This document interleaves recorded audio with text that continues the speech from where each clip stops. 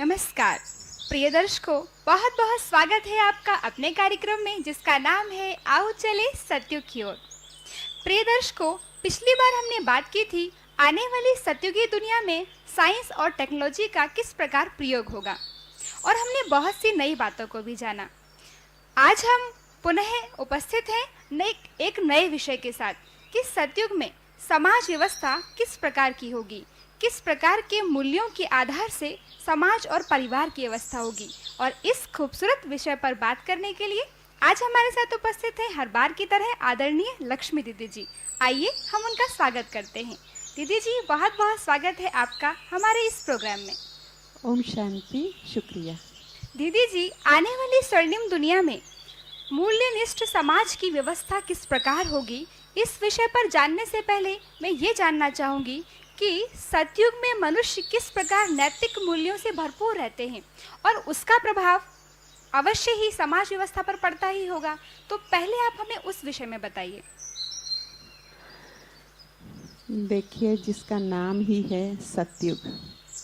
सतयुग अर्थात जहाँ पर हर मानव अपने नैतिक मूल्यों से भरपूर होगा, अर्थात उत्कृष्ट स्थिति में होगा, उच्चतर स्तर पर होगा। तो जब उसका नैतिक मूल्य अपने उच्चतम स्तर पर है तो वहाँ पर हर कार्य समाज में करने वाला होने वाला बहुत ही परफेक्टली होता है। तो वहाँ पर जो कार्य होते हैं, कार्य व्यवस्था होती है, वहाँ हर व्यक्ति अपने कार्य को बहुत ही जिम्मेवारी के साथ करता है, पूर्ण जिम्मेवारी के साथ उस कार्य को करते हैं। और जो कार्य मैं कर रहा हूँ या कर रही हूँ, कुछ भी कार्य करते हैं तो उस कार्य के प्रति उनके मन में बड़ी ही श्रद्धा भावना होती है, श्रद्धा भाव से करते हैं। और जो कार्य कर रहे हैं तो उसमें भी वो उनकी क्वालिटीज़, वो उनके गुण हर कार्य में छलकते हैं। तो कार्य व्यवस्था बहुत ही सुंदर और सुचारू रूप से होती है, क्योंकि जिम्मेवारी के साथ और नैतिकता के साथ, पूर्ण श्रद्धा के साथ कार्य होता है। और वहाँ पर कोई छोटा या बड़ा या ऊंच नीच इस तरह से कोई भेदभाव नहीं होता है। हर व्यक्ति अपने कार्य को बहुत ही लगन और श्रद्धा के साथ करता है। जैसे परिवार में एक माँ होती है, वो किस तरह से अपने परिवार की पालना करती है, बच्चों का लालन पालन करती है, उसमें कोई एहसान नहीं होता है, अपनापन होता है, मातृत्व भाव होता है, कोई ऊंच नीच नहीं होता है, अपनापन बहुत होता है। तो ऐसे ही बड़े प्रेम से जैसे पालना करती है, वैसे ही वहाँ पर प्रत्येक व्यक्ति ही ऐसे कार्य करता है जैसे कि विश्व मेरा एक परिवार है और मैं परिवार के लिए कार्य कर रहा हूँ। तो बहुत ही सहज भाव से, सरल भाव से, आनंदित होकर के, जिम्मेवारी से, ये मूल्यों को साथ लेकर के जब वो कार्य करते तो वहाँ का हर कार्य ऑटोमेटिकली परफेक्टेड होता है। अरे वाह दीदी, आज तो हम कहते भी हैं वसुधैव कुटुंबकम, परंतु शायद हमारे मन में वो भाव नहीं होता जो सतयुग की सुंदर दुनिया में था। ये जान के तो हमें बहुत अच्छा लगा। निसंदेह अगर संसार का हर मानव प्रेम, सचरित्रता, निस्वार्थ और पवित्र स्नेह आदि नैतिक मूल्यों को अपने जीवन में अपनाए तो ये समस्याएं जो आज हमारे सामने हैं ये हमारे सामने ना आए, इसका समाधान आसानी से हम कर सके। जी, सच में दीदी जी, अगर व्यक्तिगत स्तर पर नैतिक मूल्यों को हर व्यक्ति धारण कर ले तो श्रेष्ठतम समाज व्यवस्था का कार्य बहुत आसानी से हो सकता है। अच्छा दीदी जी, अब हम जानना चाहेंगे सतयुगी समाज व्यवस्था के विषय में। स्वर्णिम युग में आदर्श समाज व्यवस्था होती है।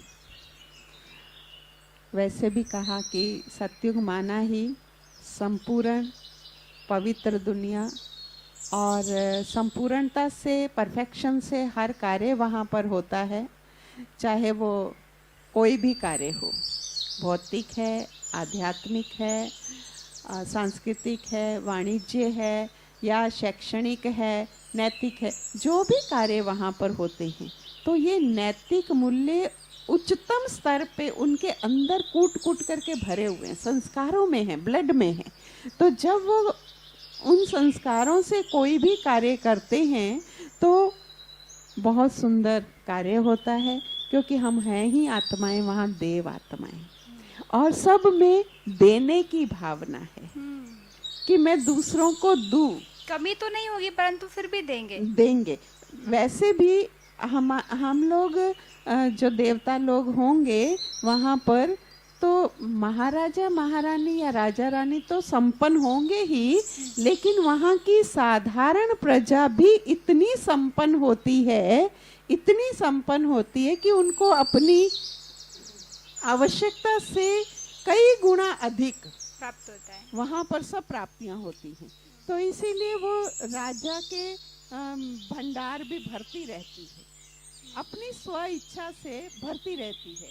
देवता माना ही दूसरों को देने वाले, तो सुख देने वाले, शांति देने वाले, शक्ति देने वाले, अपनापन देने वाले, प्यार देने, तो जो भी कार्य करते हैं तो उन कार्यों से वो वाइब्रेशंस आती हैं कि ये हमें दे रहे हैं। और देना और लेना तो क्या होता है, वहाँ कोई फीलिंग ही नहीं होती है। हाँ, तो वो अपनेपन से, परिवार की भावना से वहाँ सब व्यापार चलता है, वाणिज्य चलता है। अपनेपन से ही जैसे शिक्षा नीति होती है, जैसे कोई भी चीज़ है वहाँ पर, इवन एक कारपेंटर भी काम करेगा या महल बना, वो भी बड़े अपनेपन से। सतो प्रधान अवस्था होने के कारण ऐसा दैवी गुण संपन्न समाज होता है, परफेक्ट समाज होता है। तो इसीलिए उसकी हर व्यवस्था सुव्यवस्था होती है। बहुत अच्छा दीदी, हमें तो ये इस बात से ये पता चला कि प्रजा भी इतनी सुख और धन धान्य से संपन्न होती है कि उसको मांगने की आवश्यकता नहीं होती है। एक बारी मुझे याद आ रहा है कि जब प्राइम मिनिस्टर इंदिरा गांधी थी, तब बाबा ने कहा था एक अव्यक्त मुरली में कि जितनी सुख सुविधाएं आज यहाँ की प्रधानमंत्री को हैं, उससे भी कई गुना सुख सुविधाएं वहाँ की जनरल पब्लिक को होगी। अरे वाह, फिर तो हम भी चलेंगे सतयुग में। और दीदी, एक छोटा सा प्रश्न मेरे मन में है कि जब सतयुगी दुनिया में हर मानव नैतिक मूल्यों से भरपूर होता है तो उसके जीवन में सुख और शांति तो होती ही होगी। तो शांति पाने के लिए आज की तरह वो संन्यास धारण तो नहीं करता होगा, क्या ये सत्य है? वहाँ संन्यास की आवश्यकता ही नहीं होती है। और संन्यास धर्म अगर मैं आपको कहूँ तो द्वापर युग में शुरू हुआ, क्योंकि सतयुग में हमारी आपसी जो संबंध हैं या हमारी पारिवारिक व्यवस्था जो है वो बहुत ही सुंदर होती है। परिवार में सुख है, शांति है, एक दूसरे के केयरिंग है, और वहाँ पर सब अपनी जिम्मेवारी से कार्य करते हैं। तो इसीलिए हम किस लिए वहाँ पर संन्यास का सोचें, थॉट ही नहीं उठता है, संन्यास का संकल्प ही नहीं उठ सकता है, क्योंकि परिवार तो होता ही है सुख शांति के लिए। परिवार छोड़ करके क्यों जाना है? और वहाँ मोह भी नहीं होता है, क्योंकि हम संपूर्ण निर्विकारी होते हैं, ना काम विकार होता है, ना कोई किसी का ईर्ष्या होती है या भेदभाव होता है जिसके कारण हम कोई संन्यास का सोचे। बल्कि वहाँ समाज बहुत ही प्यार प्रेम से एक दूसरे के प्रति, जैसे पारिवारिक, जैसे मैंने कहा, तो परिवार में बहुत ही अति प्यार से रहते हैं। अच्छा, यदि कई लोग पवित्रता के लिए भी संन्यास धारण करते हैं तो वहाँ पे विकार है ही नहीं, संपूर्ण निर्विकारी दुनिया है। जब हमने कहा देवी देवताओं की दुनिया है ही संपूर्ण निर्विकारी दुनिया, तो वहाँ विकार की तो बात ही नहीं है। काम क्रोध लोभ मोह अहंकार, वहाँ विकार का नाम निशान भी नहीं होता है।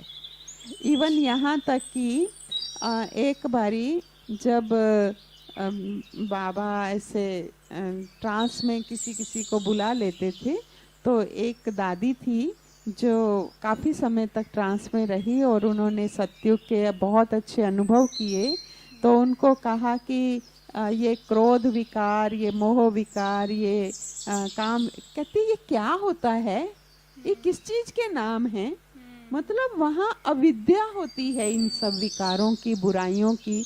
तो वहाँ पर जब ऐसी कोई बात है ही नहीं और घर परिवार अच्छे से चल रहा है, आज भी किसी का घर परिवार अच्छे से चल रहा हो तो कौन कहता है मैं संन्यास लूंगा। तो इसीलिए सत्युगी परिवार इतने सुख शांति से चलते हैं, प्यार प्रेम से चलते हैं, तो मूल्यों पर चलते हैं, नैतिक मूल्यों पर चलते, तो वहाँ पर सन्यास का कोई थॉट ही नहीं उत्पन्न होता। तो दीदी ये सन्यास धर्म कब से शुरू हुआ? ये द्वापर युग से शुरू हुआ। अच्छा, सतयुग और त्रेता में सन्यास धर्म नहीं होता नहीं है? होता है। वहाँ धर्म ही एक होता है, आदि सनातन देवी देवता धर्म। सन्यास धर्म तो बहुत बाद में आया। तो दीदी हमने सुना वो है, तो आदि शंकराचार्य आए तो उन्होंने सन्यास धर्म की स्थापना की। तो हमने सुना है कि सतयुग में हर व्यक्ति नैतिक मूल्यों से भरपूर होता है। तो दीदी जब नैतिक मूल्यों से भरपूर है तो वहाँ की परिवार की जो व्यवस्था है वो भी आदर्श रूप में होती होगी, उसके विषय में कुछ बताइए।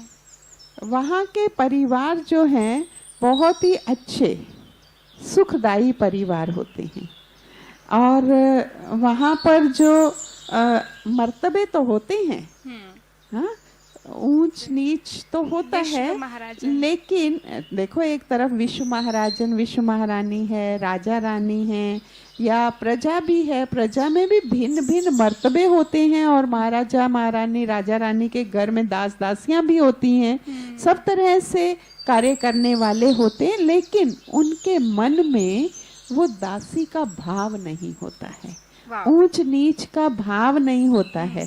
जैसे एक परिवार है, परिवार में ये कार्य के लिए हैं, ये कार्य के लिए हैं, उनको कभी भी ऊंची दृष्टि वाले, ऊंची अपने आप को ऊंचा समझ के उनको हे दृष्टि से देखें, नीची दृष्टि से देखें, ऐसा कभी भी नहीं होता है। तो इसीलिए परिवार बहुत ही खुश मिजाज रहता है। इसीलिए तो हर एक का मना, एक मैंने कहा ना, परिवार में जो श्रेष्ठताएं हैं, जो विशेषताएं हैं, तो भले वो घर में दास दासी हैं, नौकर हैं, कोई भी हैं, लेकिन वहाँ पर संबंध जो हैं वो सदा सबको सुख देने के, स्नेह देने के, अपनापन देने के होते हैं। तो गहरा अपनापन समाया हुआ होता है, इसीलिए तो वो सतयुग कहलाता है। अगर उनमें भी यही ही संस्कार, यही ही संकल्प रहे, फिर तो वो भी सतयुग ना कहलाए। कि वहाँ पर समाज में भी, जो प्रजा में भी होते हैं, उसमें भी कोई टकराव की बात नहीं होती है। यहाँ तो थोड़ा सा ईगो होता है, वहाँ देह अभिमान नहीं होता है, तो इसीलिए वहाँ पर किसी भी प्रकार की टकराव नहीं होती है। हाँ, तो इसीलिए कोई धोखेबाजी भी नहीं होती है। दीदी जैसे आपने हमें पहले भी बताया था कि वहाँ पे हर व्यक्ति को ये कॉन्शियस होता है कि मैं आत्मा हूँ, माना मैं कार्य करने वाली शक्ति हूँ जो ये कार्य करा रही हूँ, इसी कारण शायद ईगो नहीं होता होगा। हाँ जी, तो इसीलिए ईगो नहीं होने के कारण हर एक व्यक्ति अपने बहुत ही सुंदर तालमेल के साथ, चाहे वो व्यापार करता है, चाहे वो घर परिवार में रहता है, या जो उनके यहाँ कार्य व्यवस्था करने वाले होते हैं, तो कोई भी किसी भी प्रकार का, किसी में भी ईर्ष्या, द्वेष, घृणा, नफरत, ऊंच नीच, भेदभाव वहाँ कुछ नहीं होता है। तो सब बहुत ही प्यार प्रेम से रहते हैं और अपनेपन की भावना से रहते हैं, और सबको अपनापन बहुत देते हैं। तो ये हमारी सामाजिक व्यवस्था भी बहुत अच्छी होती है। कर्तव्य निष्ठ होकर के अपनेपन से, और किस तरह से उसको करना है जिम्मेवारी से, तो वो बहुत ही जिम्मेवारी से, कोई ये नहीं कि कोई कार्य कर रही है तो एहसानमंद है। परिवार में ऐसा नहीं, परिवार में ऐसा नहीं होता है कि कोई कार्य हम दूसरों पर एहसान कर रहे हैं या उपकार कर रहे हैं, ऐसी भावना नहीं होती है वहाँ पर। तो बहुत ही अपनेपन से जब कार्य होता है तो वो कार्य में सरलता भी होती है, इजीनेस भी होती है, और परफेक्शन भी होती है। तो सहज भाव से सब कार्य बहुत अच्छी तरह से होते हैं। तो इसीलिए हमारे कार्य व्यवस्था बहुत ही सुंदर, सुचारू, एक प्रेम के भाव से होती है, अपनेपन के भाव से होती है। पर एक प्रश्न मन में उठ रहा है कि सतयुगी स्वर्णिम दुनिया में जो भी मनुष्य रहते हैं वे नैतिक मूल्यों से भरपूर होते हैं, पर दीदी उनके अंदर नैतिक मूल्य आए कहाँ से? उसके लिए उन्होंने क्या पुरुषार्थ किया और कब किया? ऐसा है कि सतयुग से पहले का युग जो वर्तमान समय चल रहा है वो है कल्याणकारी पुरुषोत्तम संगम युग। और पुरुषोत्तम अर्थात पुरुषों में उत्तम बनने का जो युग है वो है संगम युग, जिस युग में स्वयं निराकार परमपिता परमात्मा, जिन्हें हम प्यार से शिव बाबा कहते हैं, तो वो ब्रह्मा के तन में, साकार तन में अवतरित होते हैं और आकर के हमको ये ज्ञान देते हैं। और इस ज्ञान योग की प्रतिदिन हम शिक्षा लेते हैं, हम उनके विद्यार्थी हैं और इस विद्या को अर्जित करने वाले, धारण करने वाले ही वास्तव में सतयुग में जाते हैं। बिना इन गुणों की धारणा के सतयुग में किसी का भी प्रवेश नहीं हो सकता। तो जिनको भी चलना है ऐसे युग में, तो उनको ये ज्ञान और योग की शिक्षा लेनी होगी और जीवन में आत्मसात करनी होगी, अच्छा धारण दीदी, करनी होगी। तो जो भी हमारे दर्शक सुन रहे हैं, अगर वे भी चाहते हैं वहाँ जाना तो वो जा सकते हैं? बिल्कुल जा सकते हैं। उसके लिए क्या करना होगा? उसके लिए आपको राजयोग सीखना होगा और ये राजयोग हमारे प्रत्येक सेवा केंद्र पर सिखाया जाता है। मात्र 1 घंटे का समय अगर वो निकालें और इस योग को सीखें जो स्वयं परमात्मा पिता ब्रह्मा तन में अवतरित होकर के सिखा रहे हैं, और बहुत ही सुंदर समय है, सुंदर भाग्य है जो आत्माएं इस ज्ञान योग को लेती हैं, धारण करती हैं और वही ही सतयुग में चलने के लायक बनती हैं। किसी भी स्तर के, किसी भी प्रकार की नॉलेज के व्यक्ति, किसी भी क्षेत्र के व्यक्ति से सीख सकते हैं दीदी? कोई भी व्यक्ति, हम उन्हें आत्मा के दृष्टिकोण से देखते हैं, वो पिता परमात्मा की संतान है, तो कोई भी आत्मा यहाँ पर आकर के, कोई भी व्यक्ति बिना किसी भेदभाव के, ना कोई धर्म का भेद है, ना कोई जाति का भेद है, ना कोई लिंग का और भेद फीस है, दीदी? छोटा है या बड़ा है, बूढ़ा है या जवान है, कोई भी आकर के फ्री ऑफ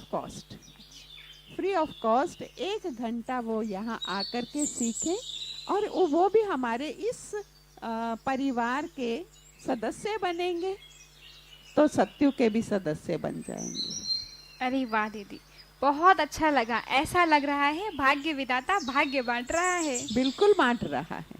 बहुत अच्छा दीदी।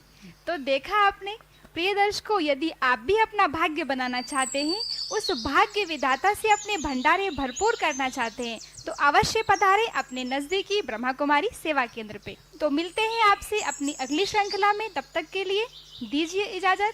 नमस्कार, ओम शांति।